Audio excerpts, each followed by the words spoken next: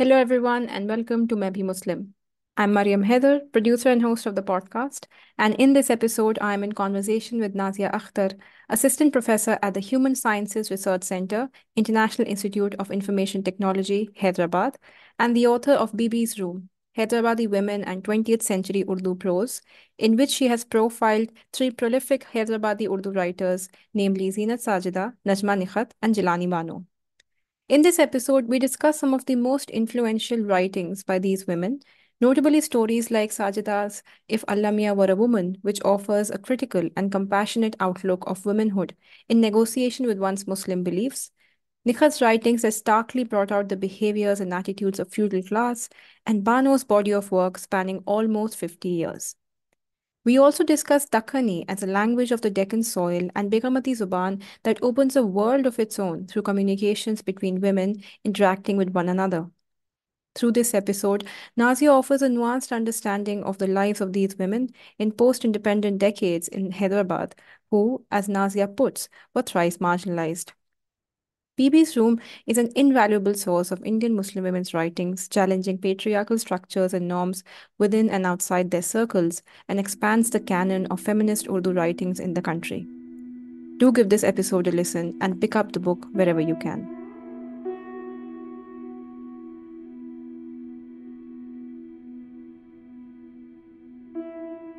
Hey Nazia, thank you so much for coming to Maybe Muslim. It is so lovely to see you and such a privilege to have you on the podcast. Likewise, Mariam, thank you so much for having me. I know we've been interacting for a while now, and I wanted to, I think, off the bat, just thank you for putting the book together. I think I've mentioned this to you in the past as well, but I do want this to be on record that I am so grateful that you worked on this and you have brought out so much understanding of women's writing and talking about from a feminist perspective, talking about stories and realities that otherwise went unnoticed. And I would speak just for myself here, but I feel for a lot of other women in my generation, especially from the Indian Muslim background, these conversations might have happened, these conversations might have been part of their psyche, but it never made to literature. So for me, growing up, I didn't have access to these writings, and now when I'm reading them, I just feel like I don't want to get out of it. I just want to like explore more and more. So I'm just going to be on this sort of long thank you note. That's very kind of you. Thank you. That's very gratifying to hear, and it's good to hear that it's had an impact on a readership that I'm very interested in.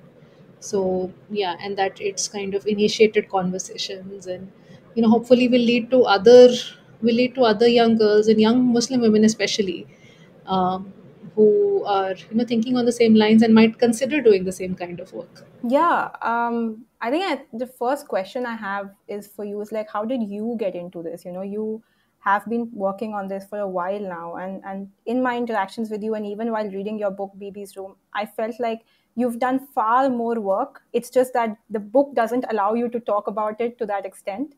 So could you just give me like a sort of glimpse of the journey you made while putting this work together? Sure. Yeah, I think it, like so many things. This book goes back a long way. Especially, I think first books um, goes back a long way. I'd spent a lot of time in Hyderabad as a child. I spent a lot of summers here. Actually, more in Sikandrabad than in Hyderabad. And I realized.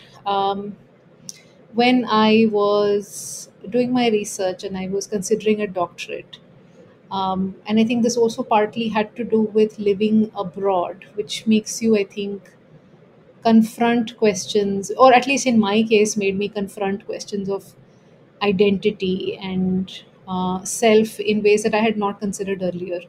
So it made me realize how little I knew about Hyderabad, the place I had lived in for a very long time, and I'd lived in on and off for a very long time, and how close it was to my heart and how little I knew. So I began to conduct research on the literature and culture of Hyderabad, and so that was when things started. And I think as a scholar trained to read against the grain of established discourses and narratives, who's trained in kind of questioning, around questions of gender or class or caste, race.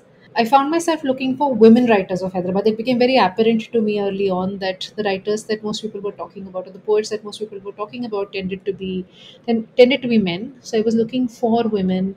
I was looking for things that women spoke about in terms of their experience of Hyderabad at critical points in their own history, in the history of the city, the region, the state, and so on. So that's how I came across Wajida Tabassum and Jilani Bano. And of course, I also found a bunch of writers who wrote in English, such as Samina Ali, Huma Kidbai, and so on. And slowly, I think on my return from Canada to Hyderabad, I learned more and more about women writers who wrote in Urdu. And and I began to realize that these are not isolated cases of women writing or exceptional women writing, um, which is also which has been, I think, which had been a dominant trend in understanding women's activity, women's creativity, women's political roles, for instance, until feminist scholars began to point out that this was not the case, and that looking at exceptional women is also fraught with problems and shows gaps in our understanding. So I realized that there is something bigger going on here, and there seemed to be a whole tradition of writing in Urdu by women that we seem to know very little about. So there were very few, for instance, scholarly writings on these writers. There seem to be very few translations, and very few people seem to be talking about it. There were some isolated, you know, instances of people who had worked on these writers. In fact, the only, and this is the state of English language scholarship. In Urdu, there had been, a couple of people who had worked on, what I would call, and what I have called in this book, a tradition of Hyderabadi women's writing in Urdu, or women writing in Urdu in Hyderabad. And these were decades apart. So one was a man called Nasiruddin Hashmi, who had done some work, a lot of work, in fact, in the 1930s and the 1940s. And this work was mostly ethnographic, but also, I think, documentary. And he put together, these brief biographies and samples of women poets from the Deccan, for about, I think, 150 poets. And the other person who had been working on these things consistently, slowly, but building up to a large body of work, was a person called Amina Tehseen, who's a scholar and who works at the Maulana Azad National Urdu University. So this was the state of Urdu scholarship on this tradition. And with English, it was, there was no sense of a tradition yet. Uh, there were isolated incidents, like I said. So I had begun to collect all of these, you know um, writings by women. And so it made sense to now think in terms of a book, because this was clearly something bigger. Yeah, no, I think it comes out so well in just the introduction, the way you kind of section by section you showcase like how you brought the entire concept of BB's room together. And you talked about like this isolate, you used the word isolation because you've also explained how the writers you've chosen are the ones who were thrice marginalized, and you kind of want to see like how that paradigm played a part in understanding largest realities of the Urdu writing or the women's writing or the feminist literature. And it made me think as well when I was reading the stories that you had translated of all the three writers, which we'll come to later, that there were things I could very categorically say that this was Jilani Bano's, writing, or this was Najma Nikhat's writing. But I also knew that there were so many overlaps. Like if I'm reading one story, I can imagine how that period or that years that she spent putting the story together influenced her, and effectively Hmm. how she saw the society.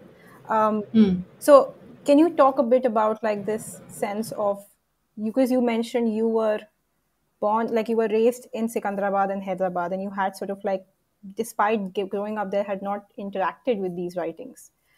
So, in your own personal space, when you read these stories, like one, obviously, you talk about the thrice marginalization, but on a personal level, like how did these stories speak to you as you were putting them together, as you were working on it? I do want to clarify here that I wasn't raised in Hyderabad or Secunderabad. I spent some time there Okay. every year, Hmm. and see, if you're asking me to make sense of these writers and um, how I chose them or what they mean to me, I think first and foremost, I think I chose to work on these particular writers um, because I liked them, and I wanted to. I mean, there were several other writers that I could have considered, but it was these three. In fact, the original plan was to cover four writers. I wanted to include Wajida Tabassum in this book as well because I think any book on Hyderabadi women's writings in Urdu is incomplete without talking, particularly in this milieu that the book covers, mid 20th century and afterwards. And so she was a part of the book, but then for various reasons, because I couldn't, and which I mentioned in the book, copyright permissions and things like that, it wasn't possible to include her, which is why I'm so grateful that Rima Abbasi recently has been able to kind of publish translations of Wajida's work. So yeah, so I wanted to explore the you know the lives and the works of these writers and to understand them. And the book is as much about my own discovery of them and myself through them as it is an attempt to make a historical claim which is not exactly independent of me or them, but larger than all of us. So I think, yeah, so I wanted to show a range of writing and a range of writers. Original plan including Wajida Tabassum would have had two progressive writers, one decided feminist, which would be Wajida Tabassum, and a fourth, Jilani Banu, who does not commit easily to any kind of label. So yeah, and it was of interest to me to also show a range of themes and genres. So between the three of them, these writers have written essays, stories, novels, pen portraits, humorous writing, and there are social critiques on gender. There's a very stringent critique of politics and how science in the 21st century has been weaponized. Revolutionary stories and novels. So to showcase the scope and diversity of this tradition. So yeah. Yeah, there's a lot to unpack there, and I think when you mention the different range that you are picking, I think even in all those ranges, there is, like you said, there's so much to understand and so much left to know. And like you said, like Rima Basi's work, I'm very excited to read. In fact, because even for me, Wajida Tabassum's works, I've only been able to access very in a very limited manner. So, like I mean, again, going back to the work you have put together, like I think it shows how much is possible to create and to bring to the mainstream conversation when it comes to women's literature.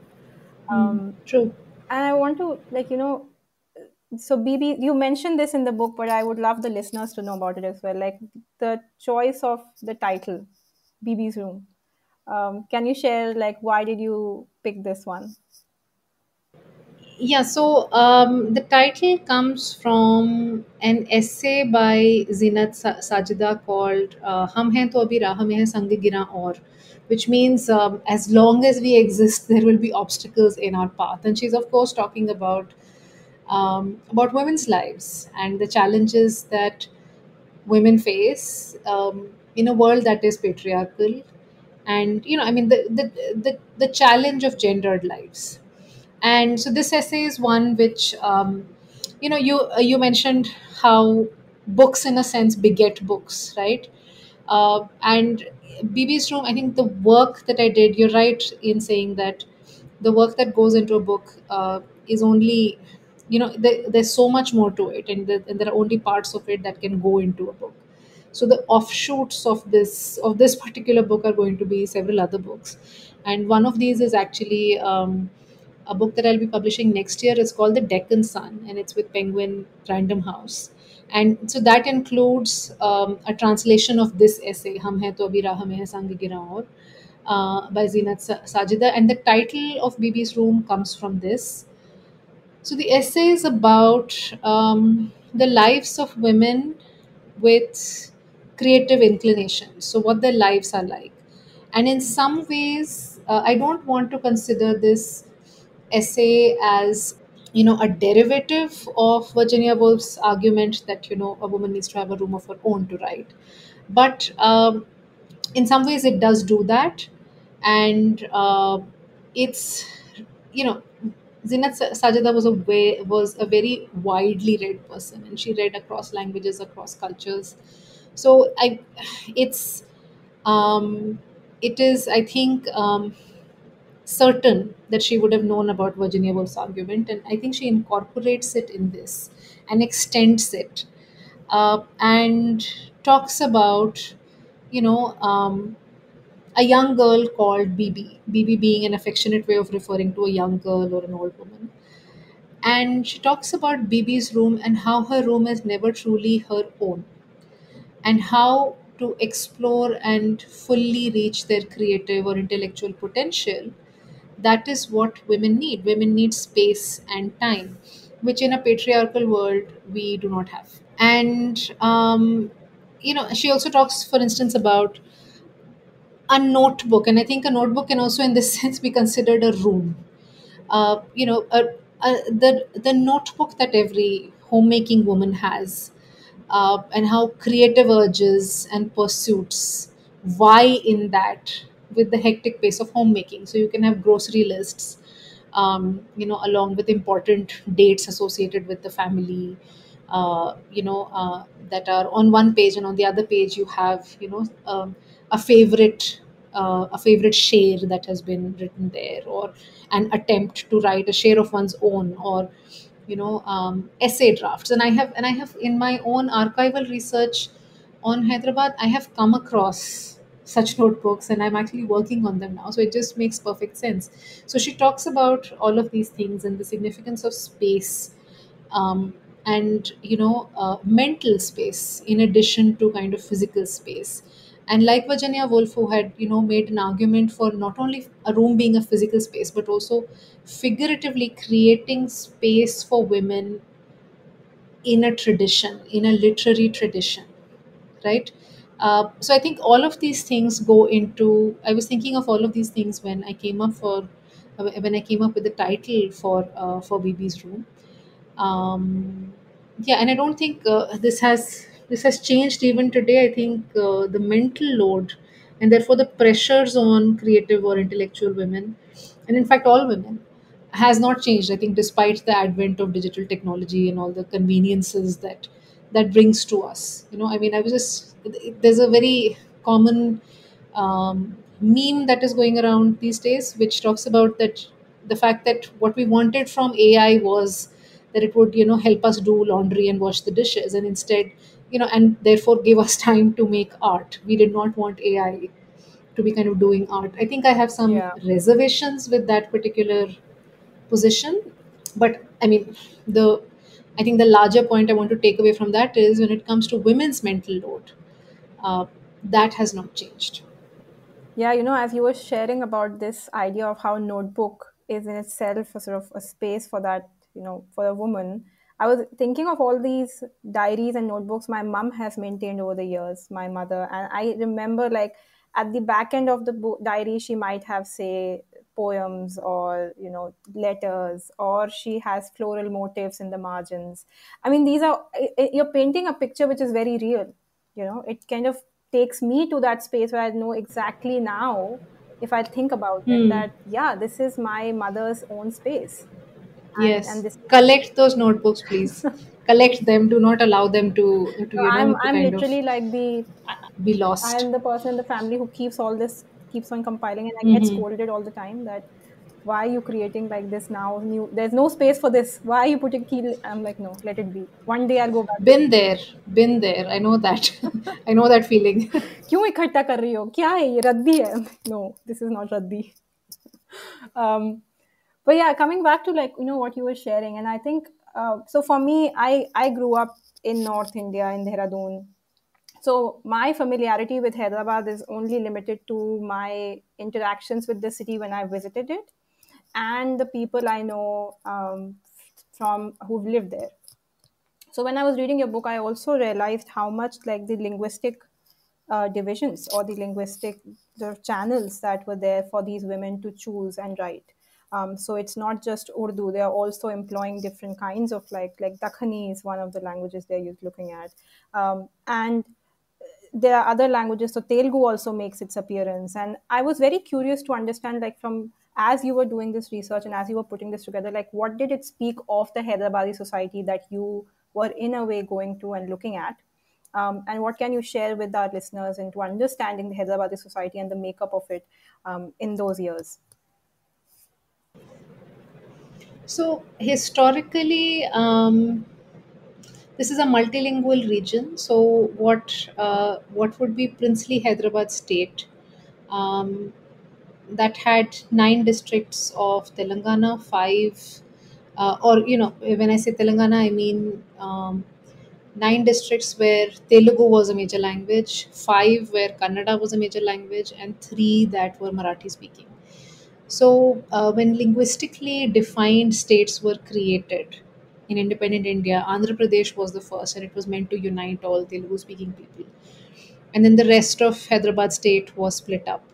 And the state of Karnataka was created in 1956, so the Kannada speaking districts went there, and the Marathi speaking districts went to Bombay province, which later became Maharashtra in 1960 or thereabouts.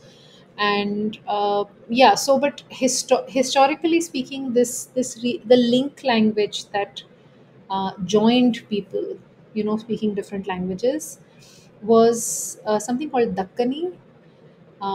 And Dakkani is borrows a lot from Marathi, so it's made up of Marathi and Telugu, and what we would today consider Hindustani or Urdu. And there is, I'm always careful about using some of these terms because there is a hierarchy and a kind of hegemony associated with Hindi and Urdu today.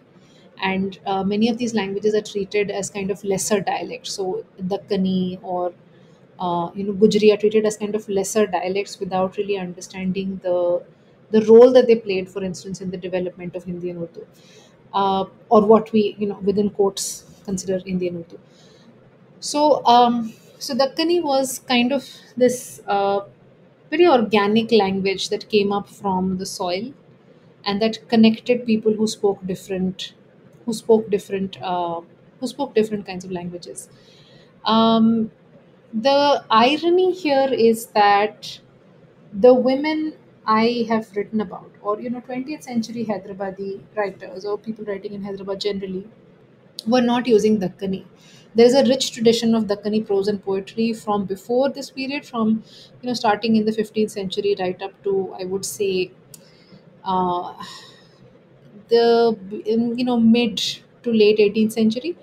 uh, but for historical reasons, because of the hegemonic role that Urdu played here and Persian played here, Dakkani was marginalized and pushed to the side. And there's a division that happens. And I have mentioned Sajjad Shahid and Shagufta Shaheen's work in the book on this particular thing. Another scholar I'd like to mention who writes in Urdu is Avdesh Bawa, who's written on the subject of Dakkani and its history. So Dakkani becomes marginalized, and there is a gap emerges between Aam Zuban, which is the people's language, and Adabi Zuban, which is literary language. over a period of time, as a result of which literary language begins to look more like what we would today consider standard Urdu, or standard Hindi, and I think more so Urdu. And so none of these writers that I have uh, worked on in this book uh, write in Dakkani. You know, Sajida was and Najma Nikhat both were rooted in Deccan soil. They came from the Deccan, and Zinat Sajida was an authority on Dakkani, and she was an encyclopedia when it came to anything to do with the Deccan. Jilani Bano, whose family hails from Badaयूं in UP, has also kind of done these audio recordings to document Dakkani speech, expressions, idioms, and so on. But none of them write in Dakkani. Wajida Tabassum writes in, I think, uses Dakkani as well as Hyderabadi in some places, which is another kind of language. And yeah, but for instance, in Jilani Bano's work, Dakkani appears as you know um, a language that is funny and can be mocked. So the point that I'm trying to make is uh, there is a linguistic politics here which is very complex, and which I have tried to cover in the book, um, and which I think deserves a lot more research and a lot more, particularly in terms of literary texts, a lot more analysis. Yeah, I absolutely agree because this linguistic politics is also which has created a sort of understanding that the North Indian Urdu is the Urdu that people identify or relate or know It's about. the real It's Urdu. the real Yeah. Urdu. Yes. Um, Yeah. and the Dakkani Urdu, like you said, like even though there is literature and there is history to it, it never made it to that sort of reality. And you're very right. Like I think it is that political sort of it's become like when language becomes a vehicle of a political game or a political project, then yeah, there will always be a hierarchy. And while we are speaking about it, and I think you're absolutely right, there's a lot more work to be done on it. I'm also very curious about the Beghamati Zuban because I first like understood it while reading your book, and it was much later. I was like, oh, Ismat Chugtai also used to have elements of it in her stories, but I've not read her Hmm. stories in Urdu, so I'm not familiar with it. But I would love to hear from you. How did this became a language, or sort of this was the language that the women interacted. Again, women coming from the feudal class interacted with women from the working women or the working class background, and what did it create within the Hyderabadi society? So I think one person who in English language scholarship has done a little bit of work on this is Gail Minot.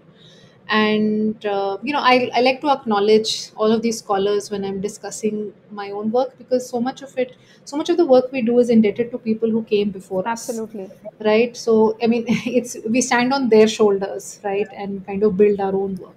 So she's done some work, and there is a lot of Urdu scholarship as well, which is quite dated, but I think still relevant, which is which came about in the early 20th century, the first 3 decades, the first 3 or 4 decades of the early 20th century. Uh, because there was also, so Begamati Zuban is not just something that exists in Hyderabad, it exists in Delhi, it exists in Lucknow.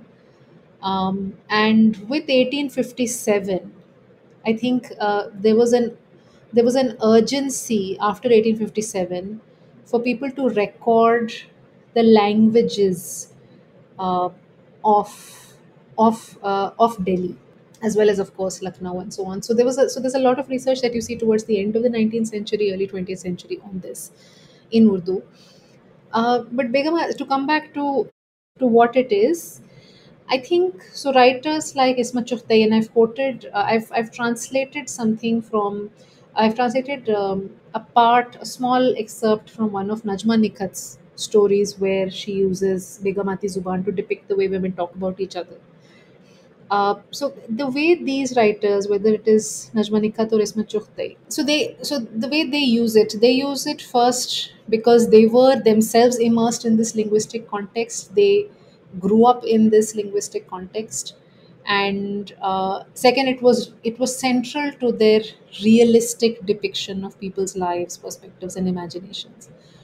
Uh, Third, I think for them it was important to use, and Begmati Zuban does a wonderful job with showing you, right, giving you a glimpse into women's lives and their worlds, right? And this is this is a very piquant and earthy way of speaking. It's a language that women speak freely and uninhibitedly because it's a language that women use among themselves in the zanana, and so they were free to be to be crude and scandalous, right? And I mean, when I say crude and scandalous, I'm talking actually from the perspective of the reformers, the social reformers who were really concerned, male social reformers were really worried about Begamati Zuban because they felt it was crude and it was scandalous, and it referred to sex and other taboos in ways that were sharp and insightful in terms of what these things meant or what these experiences were like for women. The other reason the reformers found Begamati Zuban problematic is because it represented a language that had been formed through women's interactions with women of different classes. So, think of all the working class women who would be in the Zanana, think of the vendors and, you know, um, uh, merchants who would come to sell things to women. So, so there's a class crisis here as well. So it's a very valuable, this language is in some ways a very valuable social document, in addition to being something that's of great literary significance because it's so imaginative and creative and sharp. It's a very important social document. Yeah, I wanted to then read and have access to those conversations. I felt like I wanted to sit like a fly on the wall, or maybe hopefully be a part of such a conversation where I can like just listen to these women, because so much of um, there's so much intimacy in that kind of language, because as you can like eliminate those aspects of your life which sort of divide you, and Hmm. woman to woman, what are you talking, woman to woman, if you're having a Right. bad day, what is Hmm. that leading to? And I Yes. got small again glimpses of it as you had put in your book, and I just went like, yeah, I want to know all of this. I want Yes, I know. Same here. Same here. Do you think like this, like people in your generation, I mean our generation, are still familiar with it? Do you think people would still, you might catch people talking in that, women speaking the Begumati Zuban? I wouldn't be surprised. I haven't thought about this, but I would not be surprised um, if, particularly in groups or say communities or contexts where women spend a lot of time together, right? Hmm. And so I'm thinking of gender segregated society. Perhaps it still exists in some form Hmm. in Parda society. Yeah. You know, yeah. Yeah. Yeah, no, I would.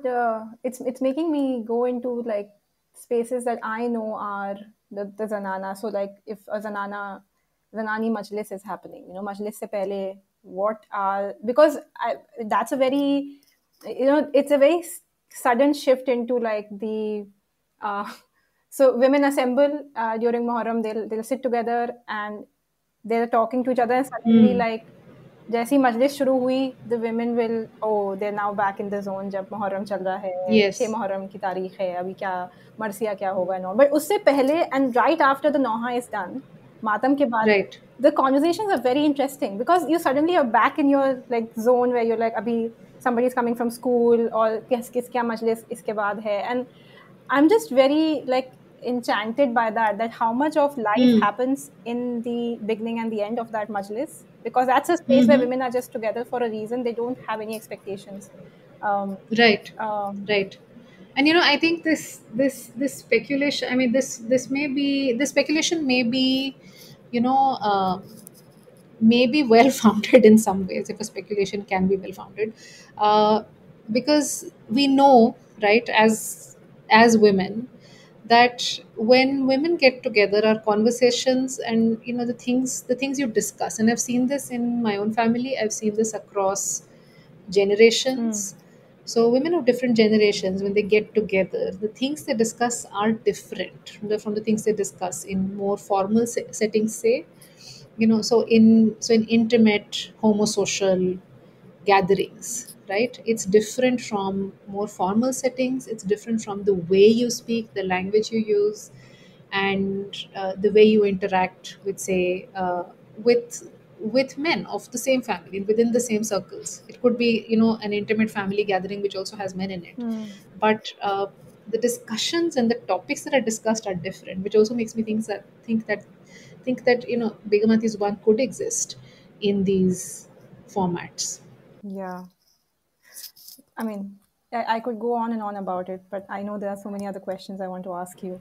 Um, I want to go to, I want to basically now talk about the authors that you have written about. And the first writer I want to talk about and discuss is Zina Sajida. I know we've discussed a bit about her, but I wanted to read something you wrote about her story, If Allah Mia Were a Woman. Firstly, I'm so grateful again to you. You translated this, because I was reading the story and I'm just going like, why didn't I read this when I was 14 years old? Why didn't I have access to Mm, this? Because so much of what she speaks mm, were the questions I was having when in those years, yes. around my own body, around pain, around like looking at like, why is this such a hushed up affair, and Mm, then extrapolating it to religious reality or religious authorities and patriarchy, and Zinat Sajida's work completely. it dismantles all that. Yeah. Exactly. Mm, Everything gets mm, dismantled, and I was like, बहुत मजा आ रहा है ये कहानी पढ़ने में.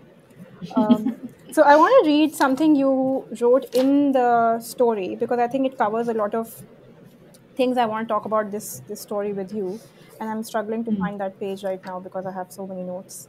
Um, but I think maybe you can start with just what when you first read this story, what was your sort of takeaway, and then Mm. I'll find that excerpt as well.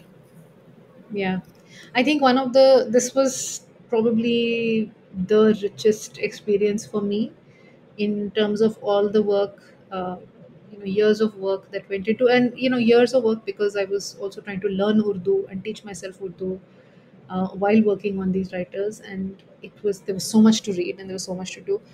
But the richest experience of doing this research was the first time I read Agar Allah Mia Aurat Hote. I had struggled through the first couple of paragraphs and realized that my Urdu was not good enough to kind of make sense of such complex vocabulary, complex ideas, and so on. So I enlisted the help of my mother, Amna Sabiha, to whom I'm very close. So I was beginning to to learn Urdu, and I was finding this prose very difficult to read as a beginner. I was also trying to summarize it and in some ways translate it as a way of making sense of that simultaneously. And my mother was my collaborator in this process, and this just makes perfect sense. This partnership was so apt because the essay is about a conversation between a mother and a daughter, and the very idea that Allah is a great mother. So it was such an empowering exercise to do this with her in solidarity and sisterhood, to read it together, and we laughed over it and we were struck by it, and we reflected over the things. So there were several things that we read again and again to understand what she was trying to say, Hmm. to reflect over those things and analyze them. And to me it made perfect. I don't know how I would have, if I had, as you're saying, if you had had it when you were 14, I don't know what sense I would have made of it at 14. But reading it perhaps, at 30, it made perfect sense to me.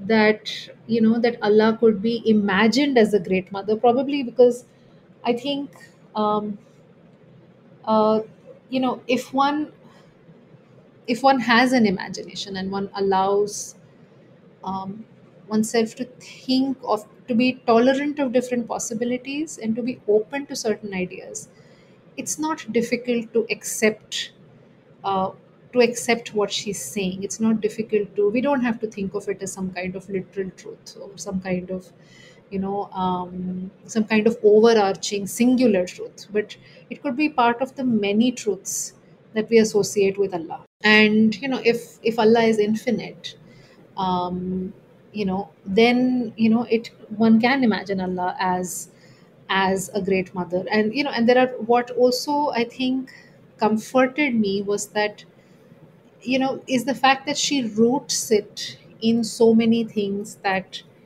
um, that made sense. She roots it in traditions of women talking about Allah as a mother.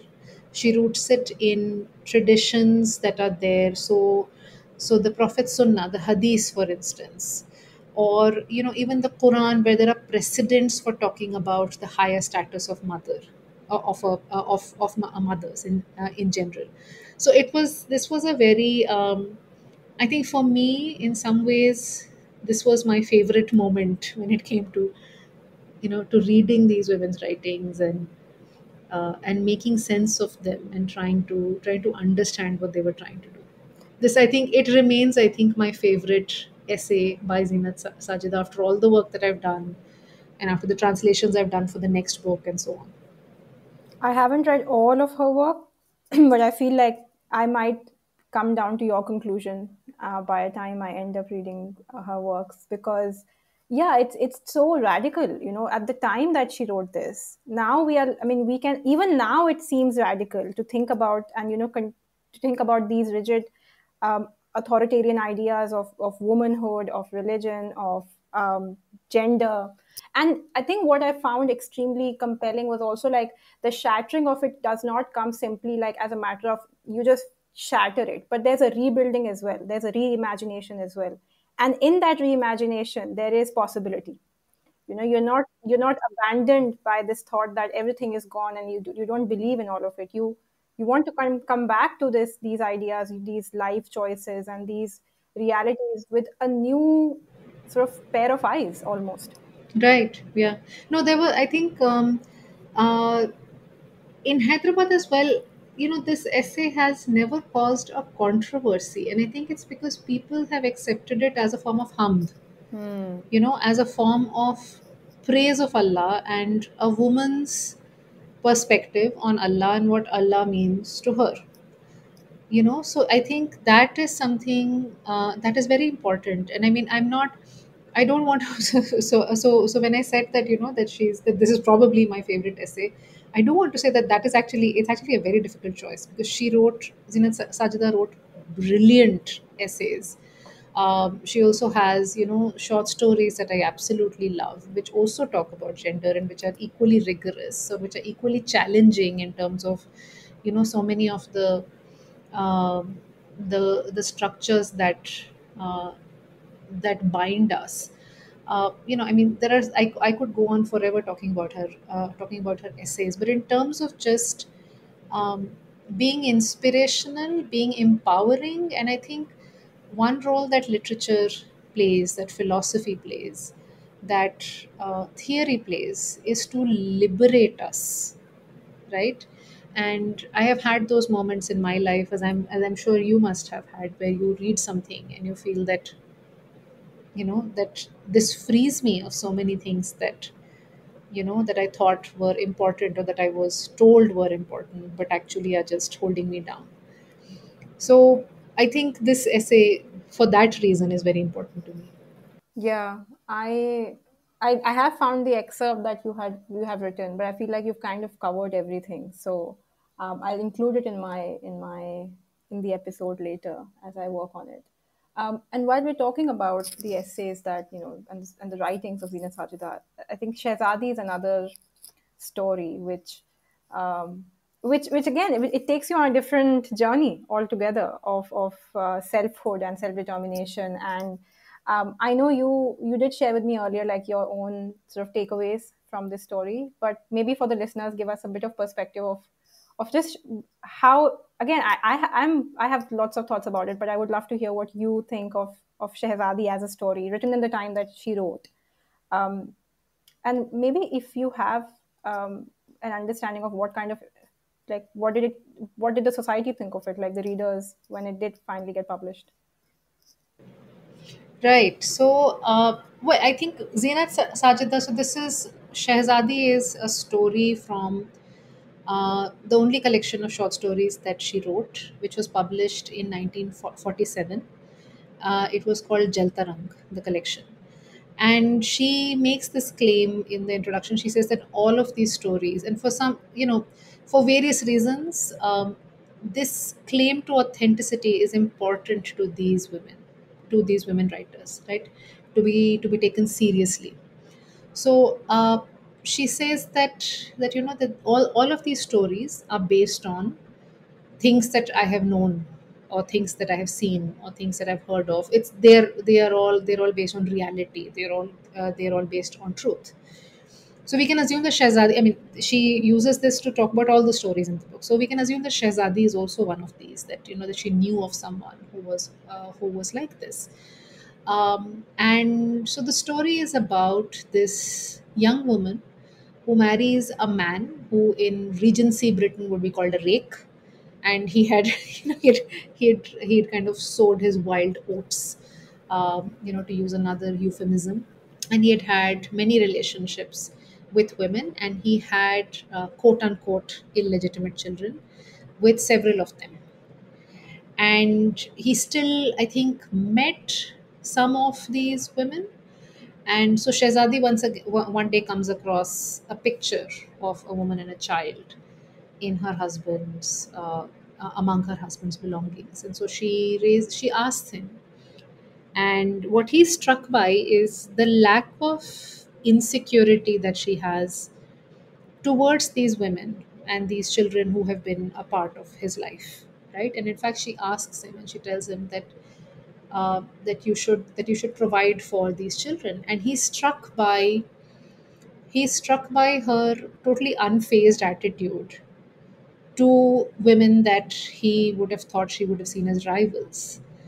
And it is a very unusual position to take in a story, and I think what he continues to do through the story is try, because he realizes that he has no control over Shehzadi's mind and her heart, even though she is a good wife and she cares for him and she loves him, but he doesn't own that part of her. He doesn't have full control over, he says that I always felt as if there was some part of her that was constantly escaping me. So he's not able to own her completely, and she refuses to allow herself to be owned in that particular way. you know she maintains a certain autonomy in her disposition, which is affectionate but aloof. And she talks about how her, the fullest that she can give of herself is to her child, right? So she has a baby in the story, and her husband is throughout jealous and, disturbed by, I think more than jealous, disturbed and slightly disoriented by the fact that he doesn't fully, have power or control over his wife. Yeah. So that I thought was, there is some element of, romanticization of a woman's position in all of this, you know to be competing with, other women for one man's resources. And so I think there are problems with this story, but I think this aspect is unique, right? So, and you spoke about, you asked about how the story was received, and Sachita tells us in the introduction that people did not believe that this story could have happened. They didn't believe her claims, because they said no woman can be, so forgiving and so accepting. right? And so not jealous, which means that they've completely missed the point of the Yeah. story, right? So, And also the fact that they are saying this thing at a time when this story is published. So if someone is imagining this story, so it's definitely happening within the circumference of one's understanding of how relationship and a woman can function. So, and a woman is writing this. right. So, No, and the idea that a woman can be her own person, is so alien. Even if it's fake, even if it's totally fake, you can't even imagine it, right? People will think this is totally implausible. like this is some fantastical fiction which can never happen, like some alien, situation, or like when I was reading the story, and obviously I'm reading it now, and this was written like decades ago. For me, like the draw into the story was that the moment you read it, you realize that you have this literature, or this possibility of stories and realities has existed. So it is not something outside of a realm of imagination Yes. for someone to picture this kind of a reality if it happens around them. Hmm. A woman owning herself, a woman being like being absolutely secure in the choices of Hmm. relationships she has, and in Right. fact giving, like, she's actually also doing a lot of, like, in some ways, labor by explaining to the husband that this is your duty, like take care of, Yes. so it's just, again, written in the 1947, and I'm reading it now, so I feel like this, Hmm. it's all those years of conversations that could have happened if this story was as available Hmm. to the masses as perhaps it's now, because it's getting translated and it's getting published and everything. I don't know what kind of conversations would have happened then. Hmm. um, Yeah. and there again, like I said, like, I know about Ismat Chugtai because that's the one name I heard the most, growing Hmm. up. And even there were like Right. these two schools of thought. Like, some women in my sort of circles or in my mom's generation liked her, some did not. Hmm. Some were Yes. like, no, you shouldn't be reading her stuff. That opinion is shared, I think, in a lot of Hyderabadi circles, where there are some people who there's a very grudging admiration of Ismat Chughtai, and then there are people who will just completely dismiss her. I've heard one scholar, a very senior Urdu scholar, say this to me, that Sajida was a lot like Ismat Chughtai. Many people have said this to me, and I've said this in literary gatherings, on public at public events, that she was a lot like Ismat Chughtai. She had the same kind of bebak, that firebrand, Yeah. fearlessness to her that Ismat Chughtai did, but that she was not quote unquote vulgar like Ismat Appa. A lot of people have said this to me, so it's very, very, so I think Ismat has that. Yeah, and the interesting thing is, all of these women engage with Ismat in some ways Hmm. uh, in their books.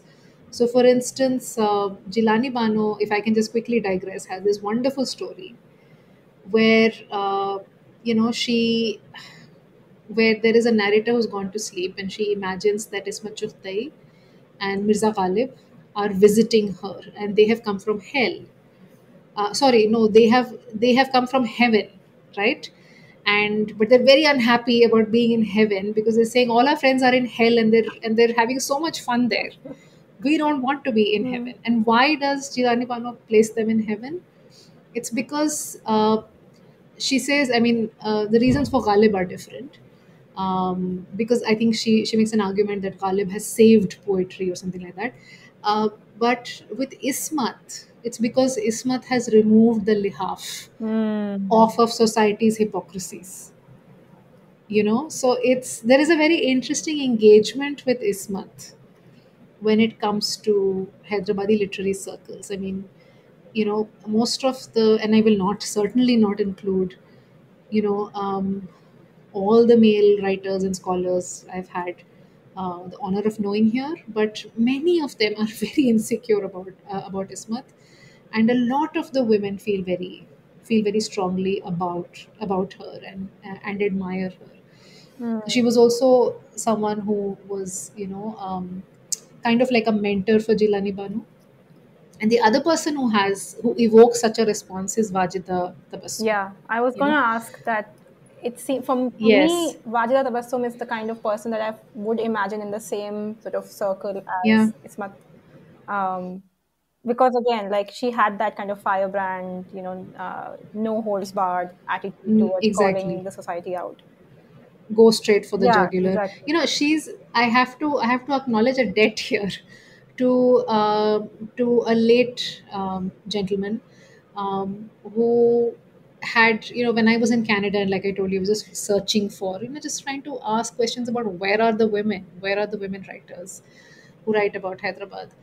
And I came across the translation of Wajida Tabassum's Hawa Ka Guna, by Carleen MacLean as Eve's Sin, and another translation of her Utran as Mm. cast-offs in Women Writing in India, those wonderful volumes on a long history of women's writing. And so I mentioned to the some of the Hyderabadis I was meeting, because I was trying to find out more and I was trying to learn more. So this gentleman, so I mentioned to him that, one of the writers I've read is Wajida Tabassum, and the first thing he said was, "वो तो वाहियात लिखती है." So I mean, that reaction was so strong that once again it kind of got my research bloodhound, read against the grain thing going. And so I was like, now I must read more of her to find out why she is perceived as such a threat. Is she really such a bad writer?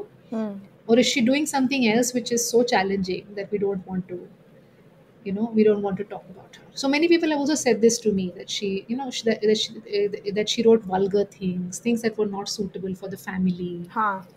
Yeah, not suitable for So girls. yes, so her depictions of women's sexuality and her criticism of caste Yeah. are seen as, part of those taboo Mm. things that we shouldn't be reading about.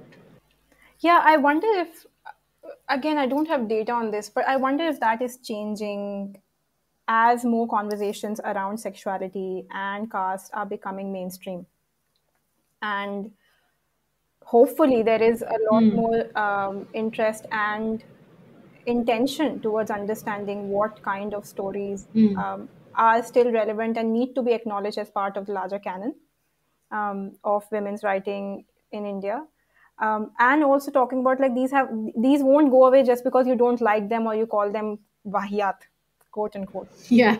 Just because you Yes. don't read them doesn't mean the realities don't occur or these lives are not Right. lived.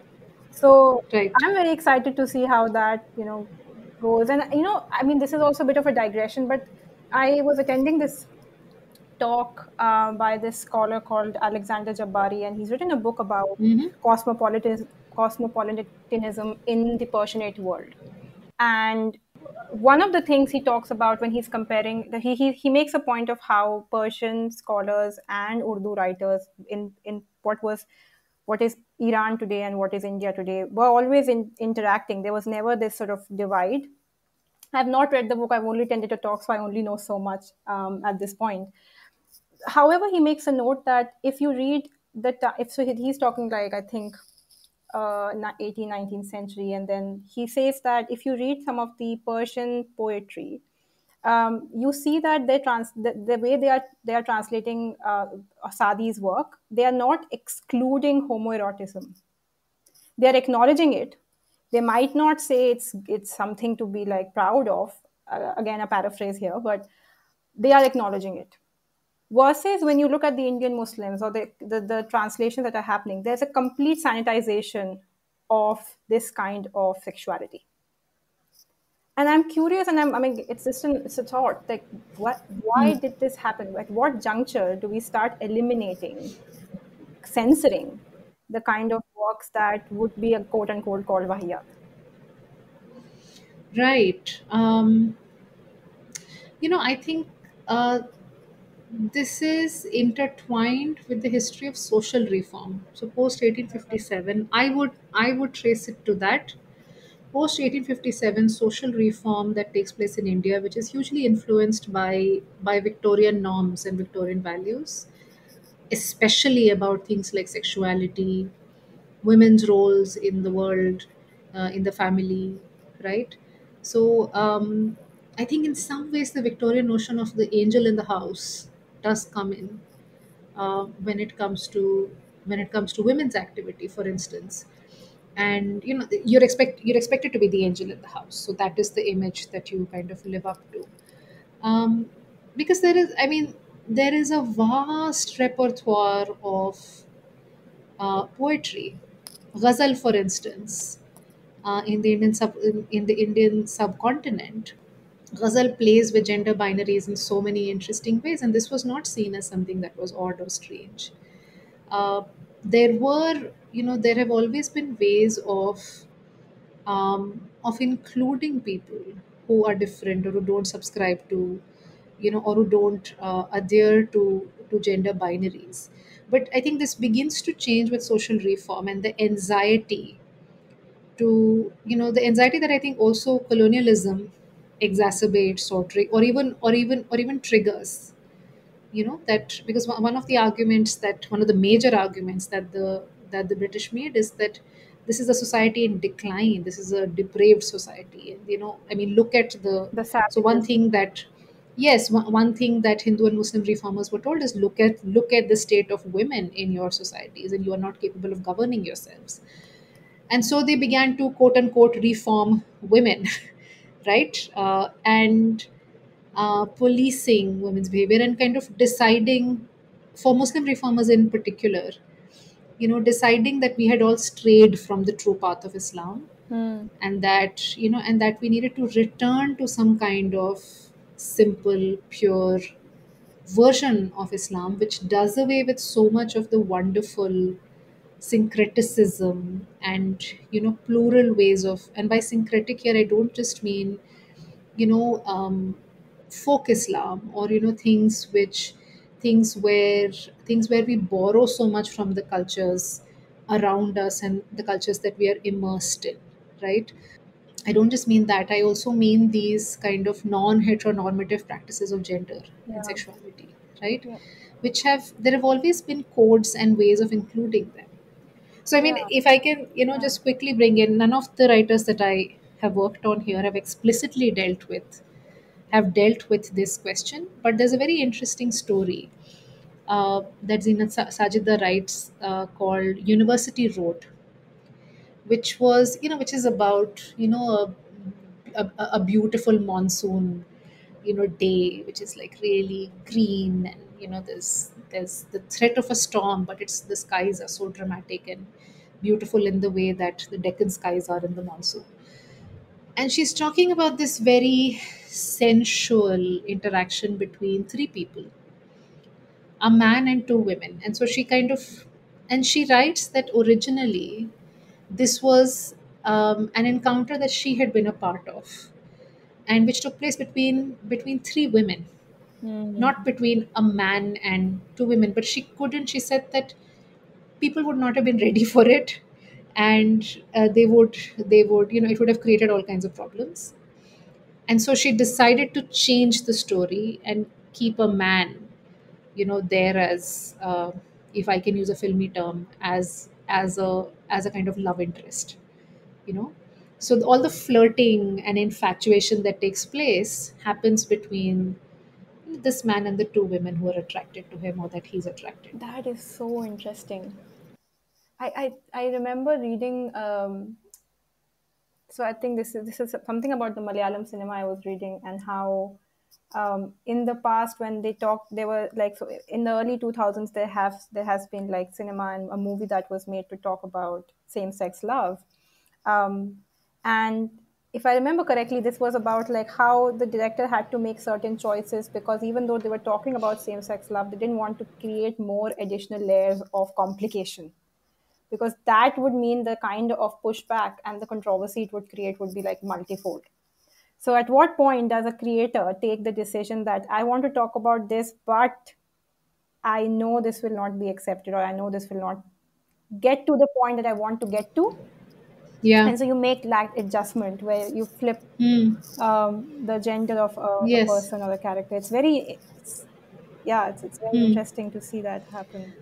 I mean, yeah, as a creator, you want to exorcise that, Yeah. right? Because I mean, you have this story in you that you want to tell, just captured your imagination, or an event that you witnessed, and you want to kind of recreate it in fiction.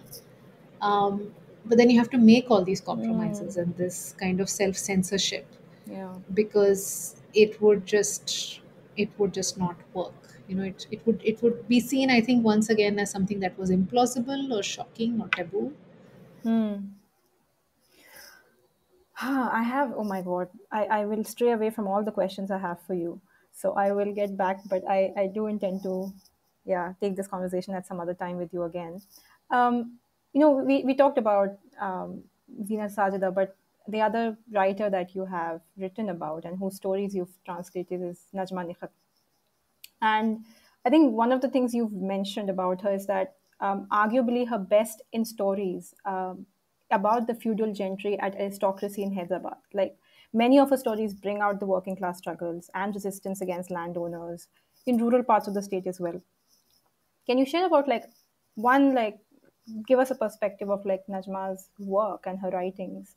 Um, because there's also a lot of like I would say dislocation that happened in her personal life. So she caught on those stories because of those realities as well. Her Mm-hmm. second marriage and then the fact that she Yes. moved and everything. Yeah, so like just and in the translations of the work that you've done, I've it's very clear that she can see this drastic inequality. She can see the chasm that exists between the landowning class and the working class. And she puts them out brilliantly. I mean, that's a very Hmm. small token of appreciation for her work. But if you can just share, like, Right. when you were working on this, like, how did you perceive, was the Hyderabad, how much of a Hyderabadi society does she represent in her writings? Mm-hmm. And just how, as a writer, that became sort of like the cornerstone of her work. Right. Yeah. So, like I said, yeah, her Deodi stories, I think, are meticulous in terms of detail, in terms of, uh, the sheer beauty and variety of language that she's able to depict. And she has a very good grasp you know, um, over experiences that women of different classes have, whether it is an upper class begum or the handmaiden who looks after her and is getting cursed by her and is getting beaten by her.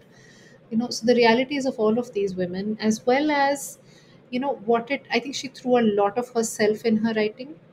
So, what it meant to be a middle class woman, what it meant to be, for instance, a lonely or a neglected wife, what it meant to kind of transition from a society where extended families lived together to the idea of what we call today a nuclear family, right?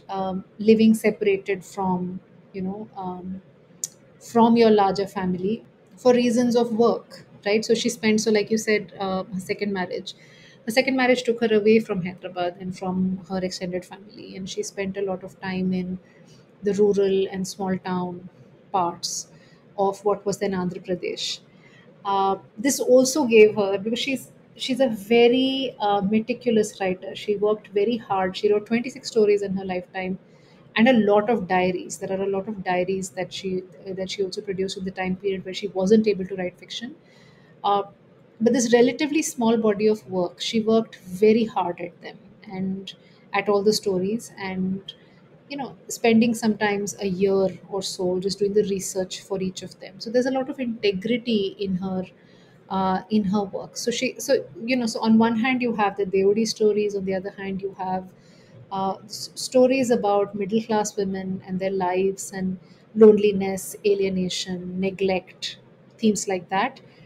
And the third kind that I would say, the third kind of stories that I would say that she wrote are her revolutionary stories, right? So she writes these wonderful, uh, slightly, I would say, romanticized stories of class struggle, because they're very idealized portrayals of the working class, idealized portrayals of peasants and tillers and people like that.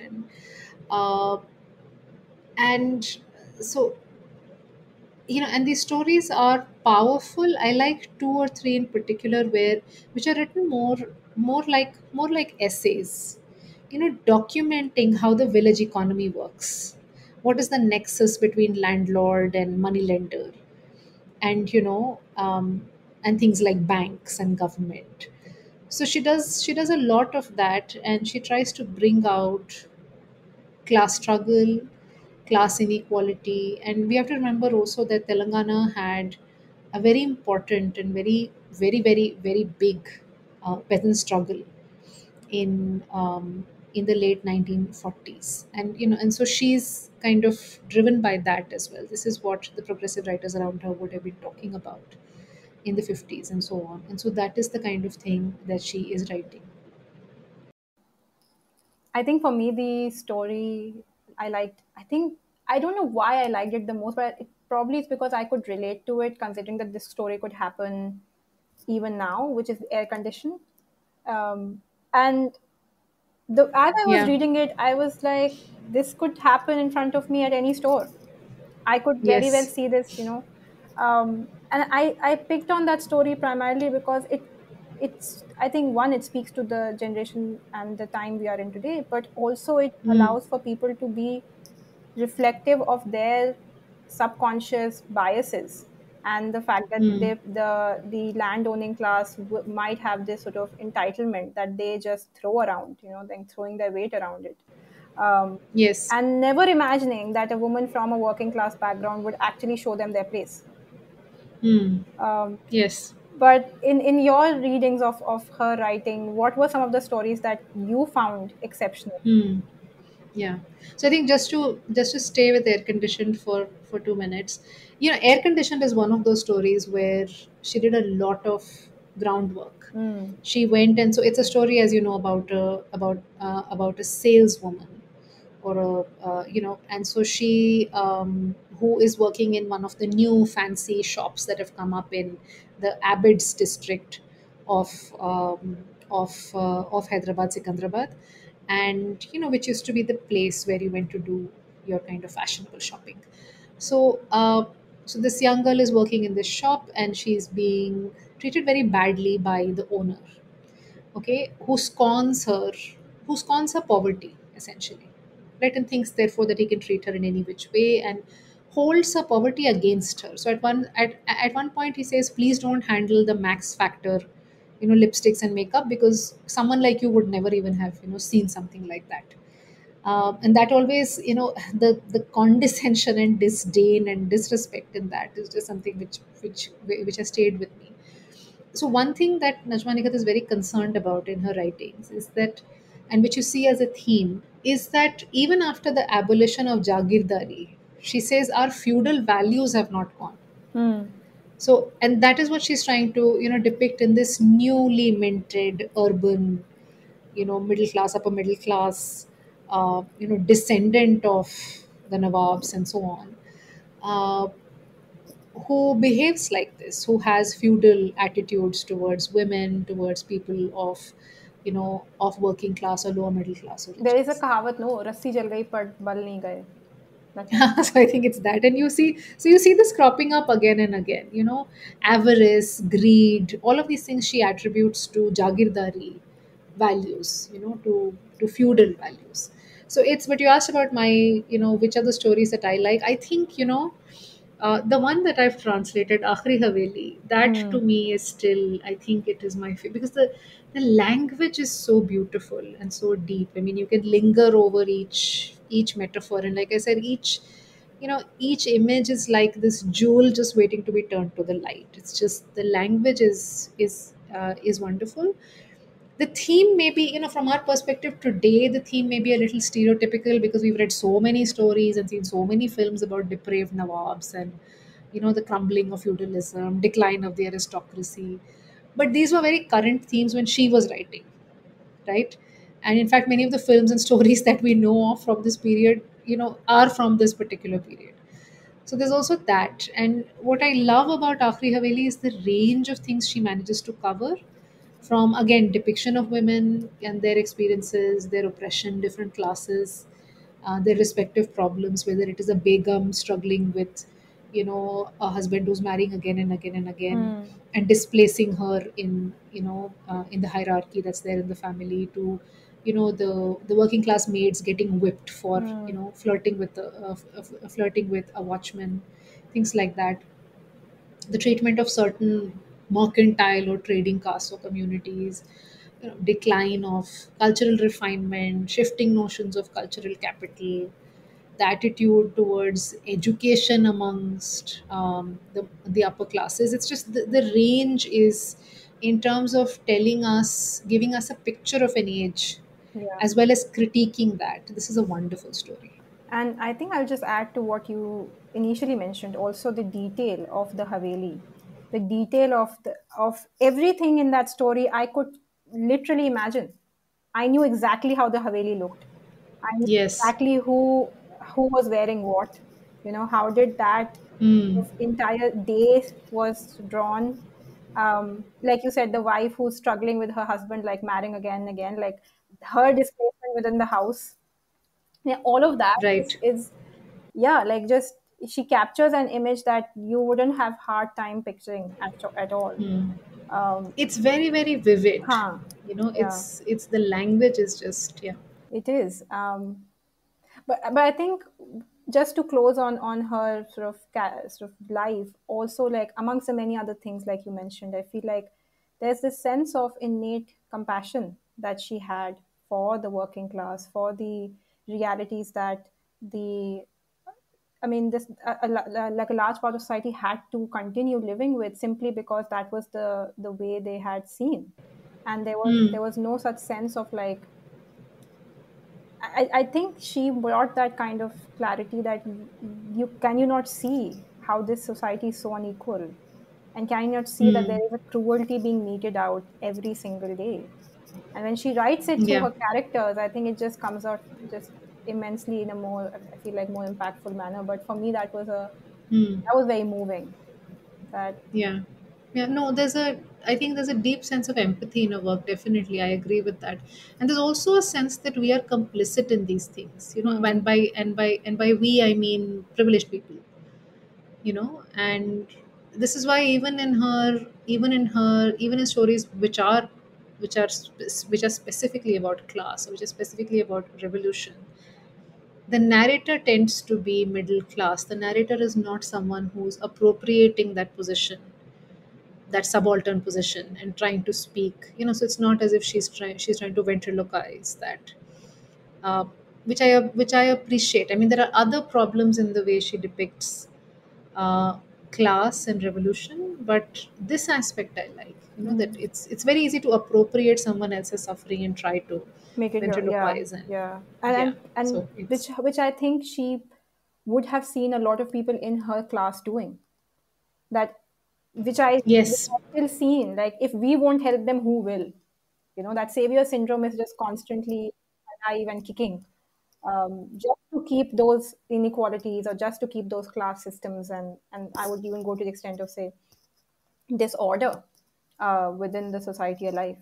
That we अगर हम नहीं देखेंगे तो कौन देखेगा, because that was what Mm-hmm. the land owning class had as a way Yes. of cleansing themselves of the reality. Yes, the paternalism Yeah, of that, yeah. exactly. Um, Again, so much to talk about each of the writers. Yeah, and I think we're now towards like Jelani Bano, and I think this is, again, you've given so much depth and understanding to her work. Um, I've had the fortune of reading about her through you, but also through other places, and there are many stories in the book that you have talked about. So maybe you can maybe give a sense of like Jilani Bano's writing, and then I can go into some of the stories that I found quite appealing and I wanted to know more about. Hmm. So Jilani Bano is, I think, the most prolific of the writers that I have profiled in this book, uh, not including Wajida Tabassum. I think Wajida Tabassum will haunt this book until I'm able to finally work on her in another book. So yeah, so I constantly have her at the back of my mind. But Jilani Bano has had a 50-year career in writing. She began to write in the early 50s, more than 50 years, I would say, because and her last book came out in 2010, 2014 is another book that she published. So her place in the history of 20th century Urdu prose, I think, can be summed up in a letter that Sajjad Zahir wrote to Suleiman Arif, who was the editor of Sabah magazine. He said that as long as Jilani Bano is writing in Hyderabad, we don't need to worry about the Naya Afsana, which was this genre of a new genre of or a new way of writing the short story. And this had picked up pace in the 1950s. It was more interested in the inner state of the individual and the psyche of an individual than the social and political concerns that the progressive writers had been interested in, ideological things, external world, and so on. So that is her place. They said as long as she's writing, we don't need to worry about this entire genre, we don't need to worry about this entire school of writing. She's highly acclaimed. She won the Padma Shri in 2001, several state Sahitya Academy awards, international awards like the Soviet Land Nehru Award. The only award that she has not received is the Sahitya Academy Award, which recently there has been a Sahitya Academy documentary made on her by a documentary filmmaker called Dinesh Lakhanpal. So I think they're trying to remedy that. But so she's written short stories, she's written novels, she's also written a few humorous essays, and I think her two novels are, her short stories range from cover the three major schools of Urdu writing that had picked up pace, from progressive writing to modernism to something called abstractism or tajridiyat.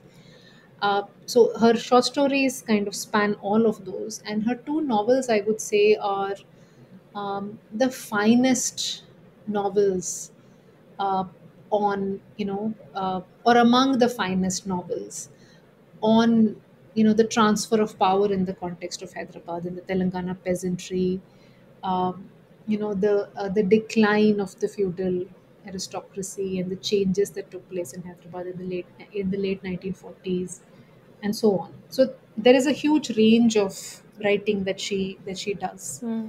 and a huge range of themes that she manages to cover as a result. Yeah. Um, yeah. When I was reading Jilani Bano's stories again, I think I had just this hunger to know more about her and read everything that she'd written. And so 50 years of work is just, yeah, to imagine living that life and writing in to that extent is another sort of Mountain Everest sort of thing, you know. Yeah. Um, Yes.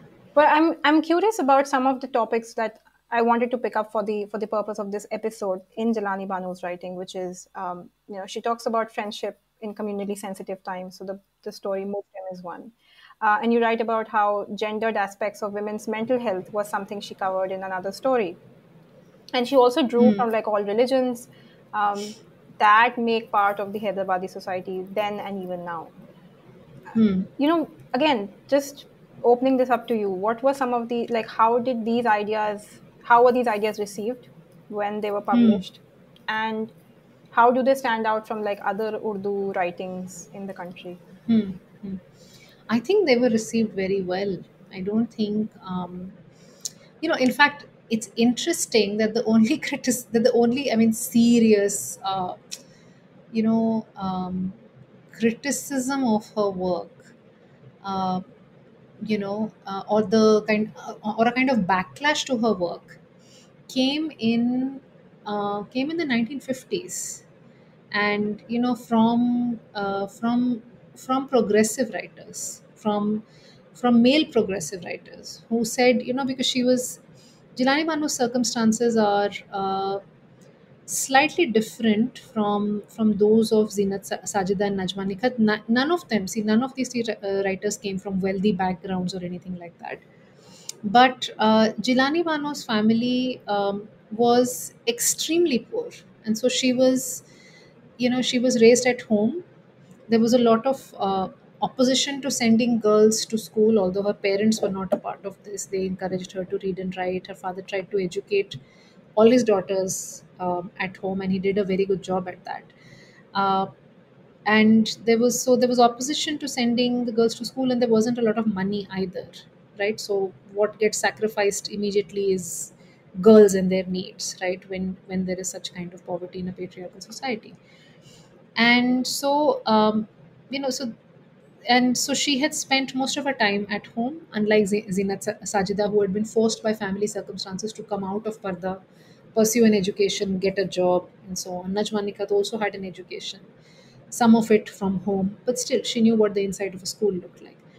So, so when Jilani Bano began to write her stories about revolutionaries and about women laborers or about tillers and farmers and peasants, there were some male progressive writers who said that, what does this woman who's lived in semi parda, what does she know about the realities of the working class? As if, a woman who lives at home, with other kinds of women, with working class women, interacting with women who come from outside, like I said, those, the vendors and the merchants with whom you have to haggle and you have to kind of maintain relationships with to get your work done. They know nothing about, Hmm. realities of class and hierarchies of class or gender, right? So yeah, so I mean that was interestingly, and it was Makhdoom Mohiuddin who supported her, the revolutionary poet, who was also a progressive poet. It was he who said, ignore all of this and just focus on your work. So I think this is one, she has been criticized for not taking more, for not defining her work clearly in, when she speaks to people. So she's, for instance, said that, I don't want to label my work. I don't want to, I don't identify as, progressive or whatever. But there's a distinct progressive phase in her writing. There's a distinct modernist phase in her writing. In fact, even when I interviewed her, this was in 2017 or thereabouts, she skirted questions around about feminism very cleverly, right? Because she didn't want Mm. to be, while doing things that we would, that fall easily within feminist frameworks, Right. she resists that label of feminism, which I can understand, and which I have some sympathy with, and that I agree with, not wanting to be captured in an ism. I don't know if I've answered your question, but I think in terms of reception, that's the most striking aspect of, backlash or, criticism that she had faced, and which speaks, I think, volumes about the way women's writing and creative women are perceived. Absolutely. I think thank you for sharing sort of this phrase, which I will remember for a very long time. Not to be captured by any isms. And the reason why, when I read this in your book Hmm. about, her choosing to not be part of any, like, either of, she's not in any camp. She's Mm-hmm. clearly maintaining her stand. She's making her writing speak for itself. I'm Hmm. and she's writing so much that actually you would be, what more would you want a writer to talk about? Mm-hmm. Yes. However, having said that, I also felt that acknowledging that she very consciously did not take any camp speaks a lot about who she was. It says that this is, Hmm. I don't need to prescribe myself to be called a feminist, socialist individual. I don't subscribe to this model that if you are a progressive writer, you can't write about certain things, or you can also, like, how within, I think you mentioned this in the book, is how within the progressive writers movement also there were things that so who members and non-members, you know Mm-hmm. and so it seems like she does not care. And in Yeah. not caring, she gives so much power to her position. Hmm. I think that in itself is extremely encouraging. And I think, again, for me, I just felt that it's another lesson to remember that there are so many truths, and there is Mm-hmm. to choose to be one doesn't mean you have to like say I don't agree with all of these things. You just feel like this Right. is your stand, and you don't necessarily need to say out about other things. Mm-hmm. Right. No, I think with Jilani Bano, it's also a matter of capital, Mm, because I think she, while in terms of money, there wasn't much, in the family, but I think there was a lot of cultural capital.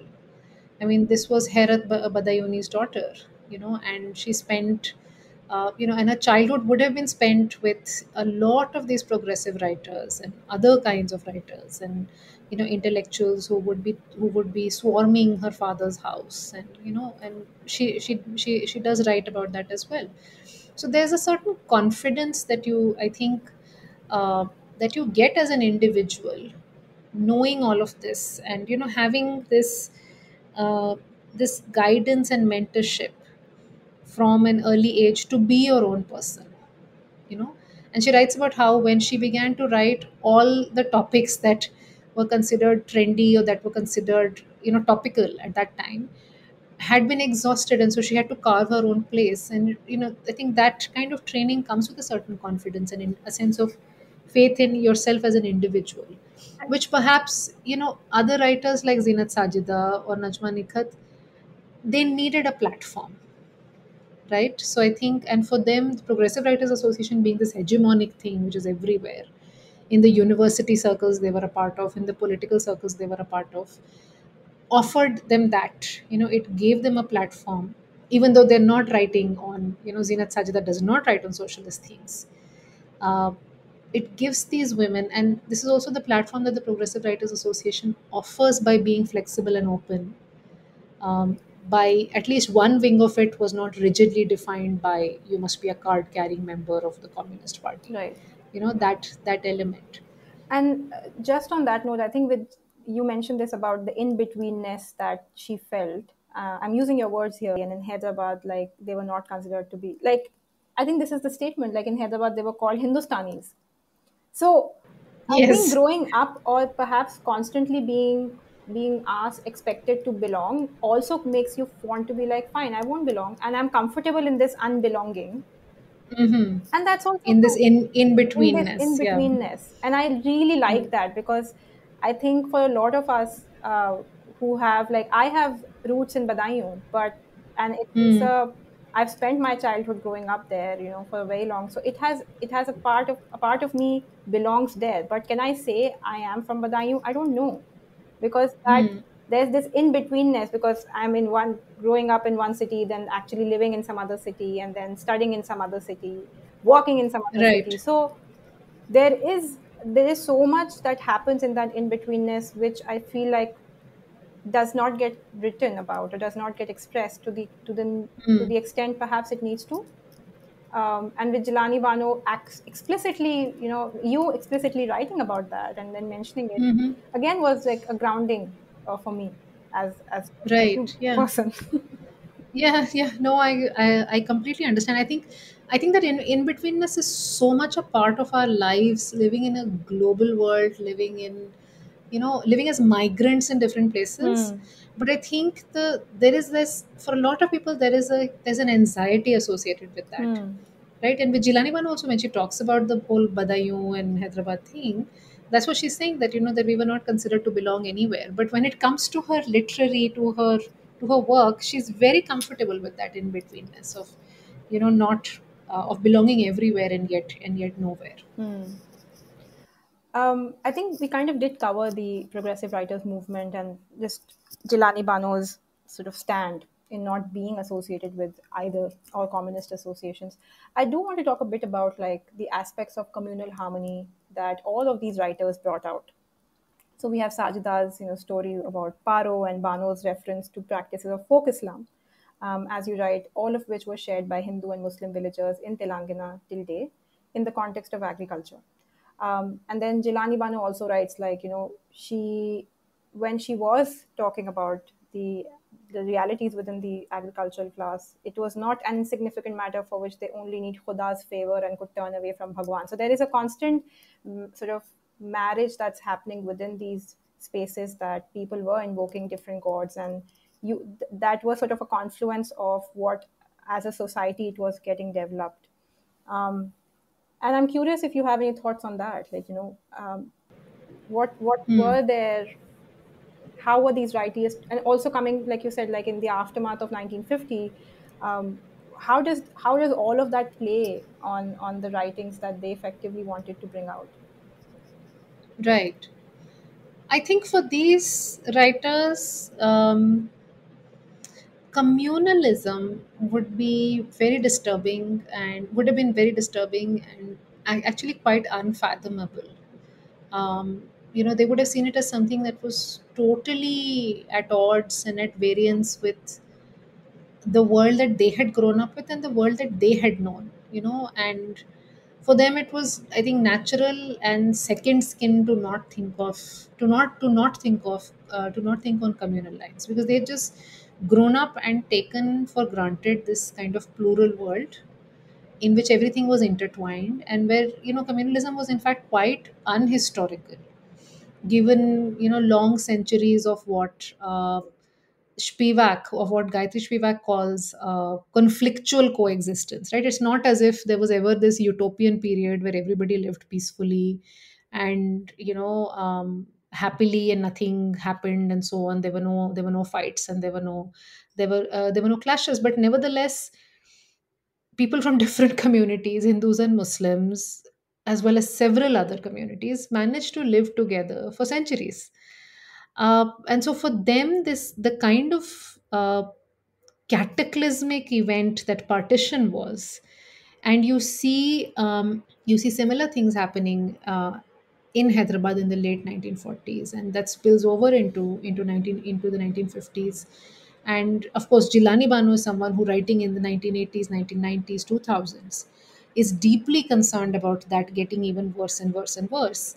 Uh, for them, this would have been you know, totally alien to who they were in some ways, because they had been raised in this plural culture, and so you see this in their writings. Sajida, in even in Agar Allah Miyan Aurat Hote, is bringing in sync bringing in uh, in her critique of patriarchy, bringing in uh, you know folding within that her critique of religious authority across across religions and communities, right? Right. So she condemns priests and clerics alike, scholars, of all faiths, for their patriarchal attitudes to women, right? Her story, Paro, which you had mentioned, which depicts Basant, right, Ah, spring, yeah. as a shared celebration between Hindus and Muslims in Hyderabad. And it's not just Hyderabad; it's also Harun Khalid has written about Basant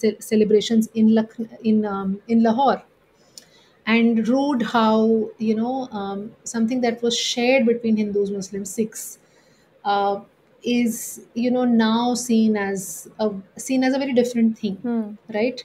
um, in the absence of people from other communities, it becomes a very different thing. Yeah. So it's there, and it's done in a very unself-conscious way, which shows, I think, how natural it was for these people to think on plural lines. It's not as if I'm consciously trying to introduce this to depict this, friendship between, say, people of two different communities, or a romance between people of two different communities.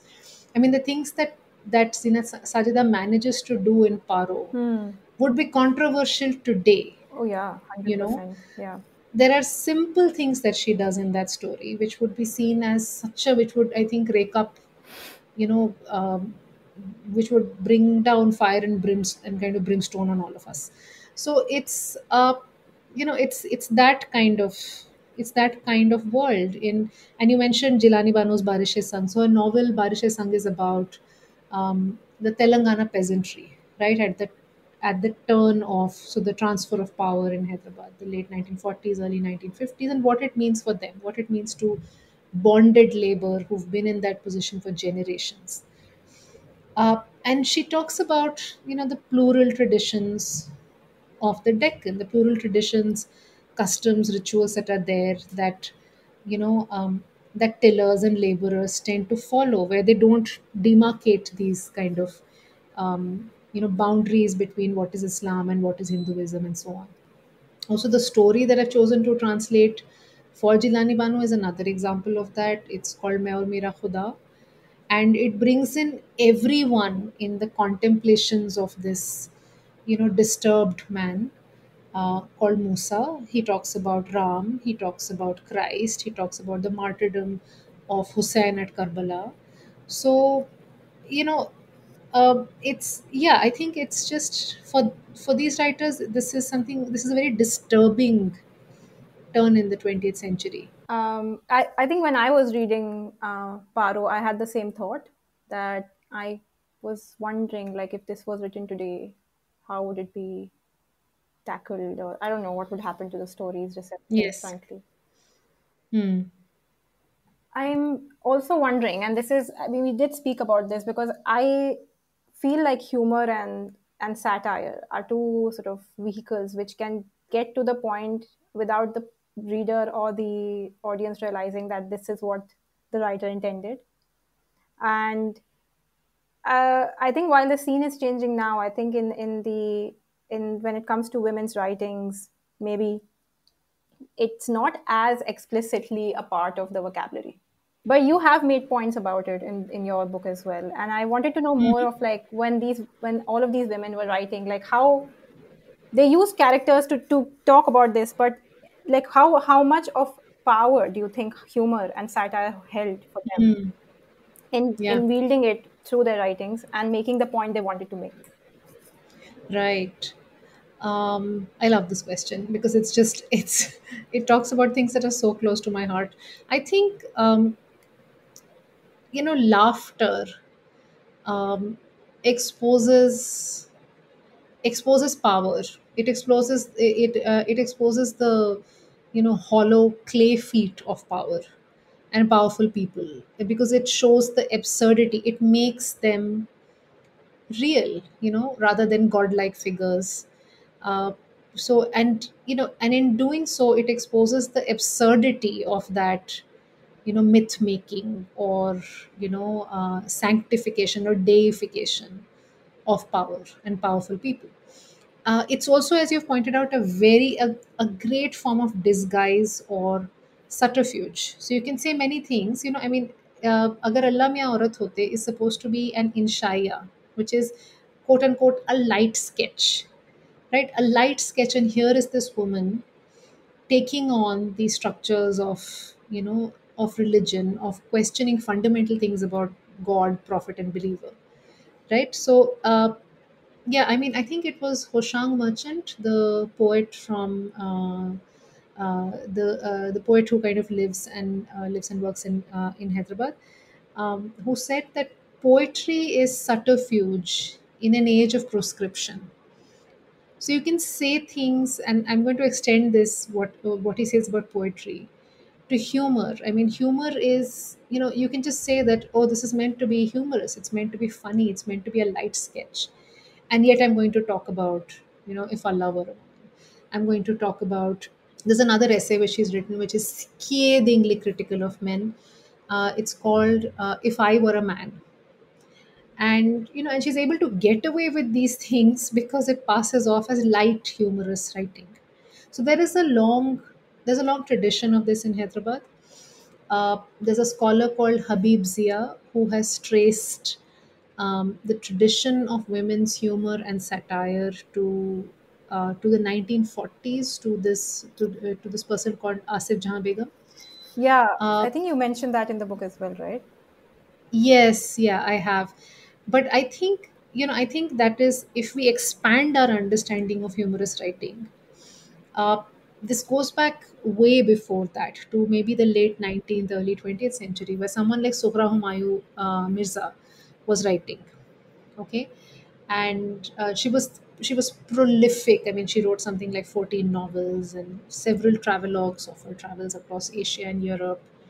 and she was a poet and a journalist and an editor. So she wrote this. If I can quickly quote this, there's this very humorous verses that she wrote on polygyny. Right, she was a serious social reformer who was trying to champion women's education, women's rights, talking about lessening of parda restrictions. And so this is where polygyny comes in. She says, एक मियाँ एक बीवी क्या मजे की बात है, एक मियाँ दो बीवी झगड़ा दिन और रात है, एक मियाँ तीन बीवी जूतम पट्टी लाट है, एक मियाँ चार बीवी मुर्दा हाथों हाथ है. So I mean, if you expand your understanding of what humor is, this quote unquote tradition goes back much before that, and it offers ways for women to talk about things that are serious, uh, while claiming that, oh, you don't have to take us too seriously when talking to a patriarchal, when talking to a patriarchal audience. And Nazia, I think in these times that we are in, I find like humor is something that also, you said humor is very powerful, and I quite agree with it, because what it also does is that the other person that you're speaking with perhaps is not expecting you to get all humorous about a situation. So the moment you make them laugh, or the moment you like diffuse the situation, they're absolutely defenseless. Like here, they had all Yes. their, reactionary statements, all their rebuttals in front of you. But the Mm. moment you've cracked it up, there is no rebuttal. But even the most serious things have a way to be dealt with when it comes to humor. Um, Yes. and and I feel like more and more I find stand-up comedy and also comedy writing, which is done with that funny bone, just quote unquote funny bone, has Mhm. more potential, Yes. because it doesn't demand much of you. You're not supposed to know a lot of things. You're just supposed to laugh. Yeah. Um, Yes. and that's a muscle to build, I feel like, for a lot of us. But Yeah. Me, there are a lot of other people who have been translating some wonderful work by Hyderabadi women writers writing in Urdu, as well as those from other places. So Sasha Akhtar is one person. Rima Abbasi I have mentioned already. hmm, Siobhan Lambert Hurley came up with this, along with Sunil Sharma and Daniel Microvich, came up with this fantastic the magisterial traveling women one, right? volume. Yes, that one Yeah, is fantastic. Three yeah, yeah, centuries of yeah. Muslim women writing. I'm excited to So get my hands on yes, that book now. yeah, that also has a few Hyderabadi writers, but just the scope of that book is phenomenal. You know. There's so much to uncover, and eternally grateful to all the people who are doing that work, because it just takes away so much of this silo, Hmm. single-minded oriented thinking of what, like, women in India, Muslim women, Hmm. in the century, in the 21st century, like, people, you will be forced to reckon with the reality that there are so many stories, and Right. you simply can't be lazy and have one idea of what it means to be Hmm. a Muslim woman in India. And As also just shifting our whole idea of what Indian history is. I mean, Indian history looks very different when you look at it from the Deccan or from the south. You know, so that is the other thing, and that seems to have caught on in a lot of work on history and literature and so on. as it must. I mean, I think that is also, um, that's also a way of recognizing the idea of nation building. I don't think Precisely. people understand. I think nation building doesn't happen from the ivory towers of a capital of a city of a country. It can never happen, you know. Yes. And the stories, that is why I was all the more excited to speak with you, because these stories are the realities of what Hyderabadi society and the larger Deccan society was. And I can't wait to read a lot of other stuff that you're working on, and the other scholars as well. As a last question, I know, Nazi, this is a tough one for you, but I still want to ask you this, like, beyond the work of translations, Hmm.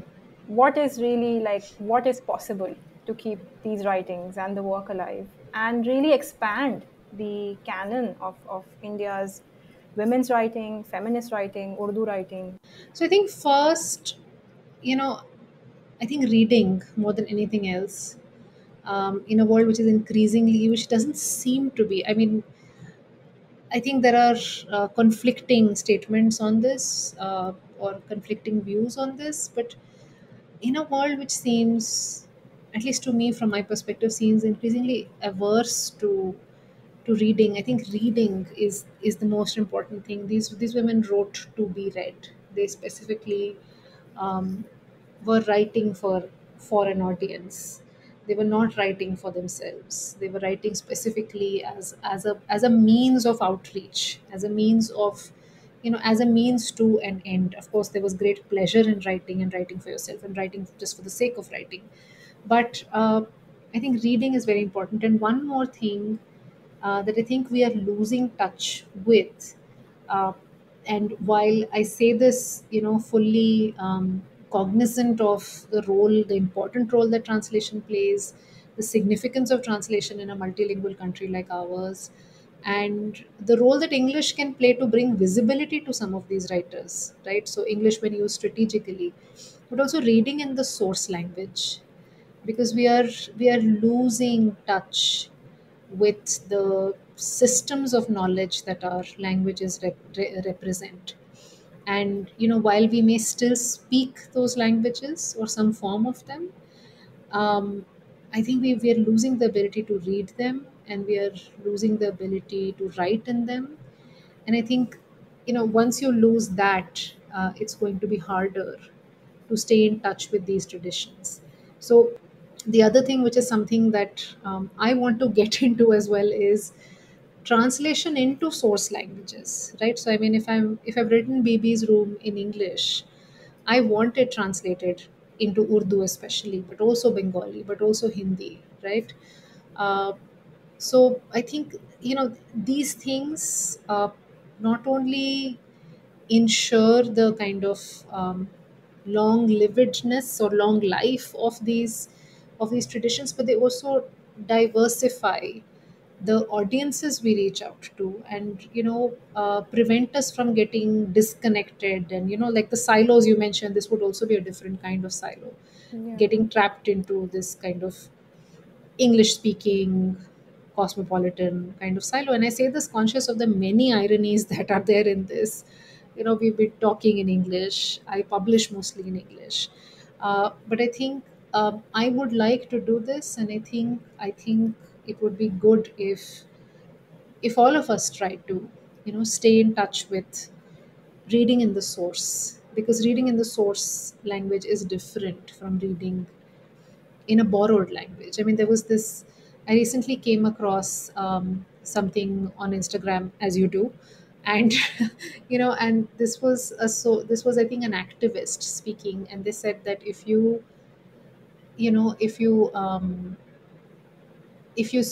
use a borrowed language, then your ideas will also be borrowed.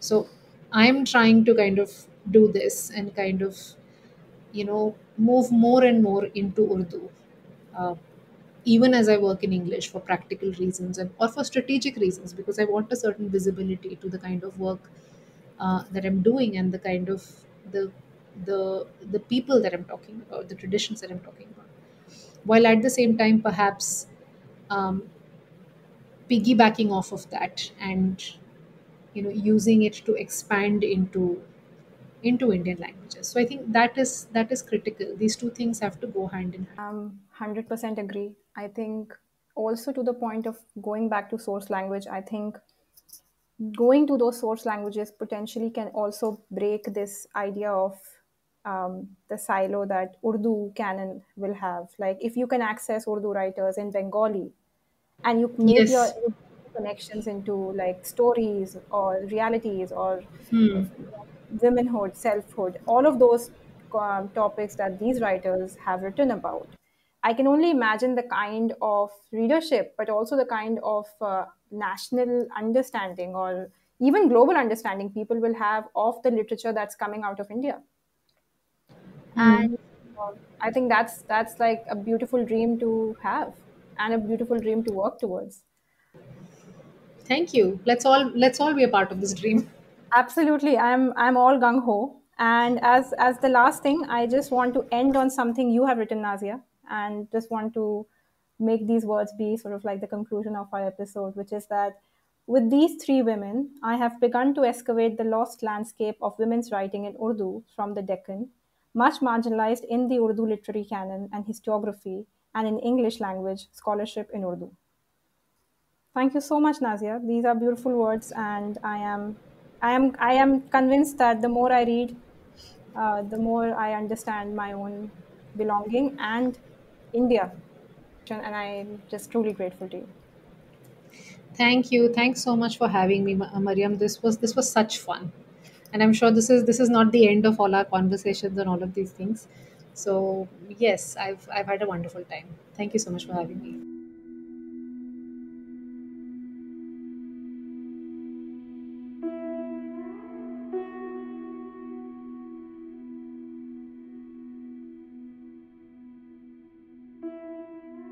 If you enjoyed listening to this episode, please review or give us 5 stars on Apple Podcasts, Spotify, or wherever you listen to them. Thank you to the teams at New India Foundation and Orient Black Swan for offering assistance on getting me an ebook of the title. BB's Room is published by Orient Black Swan Publishers and is available on all platforms. Thank you all for listening to Maybe Muslim. I'm Mariam Heather and we'll be back with another episode in a few weeks. Until then, take care, lots of love and gratitude.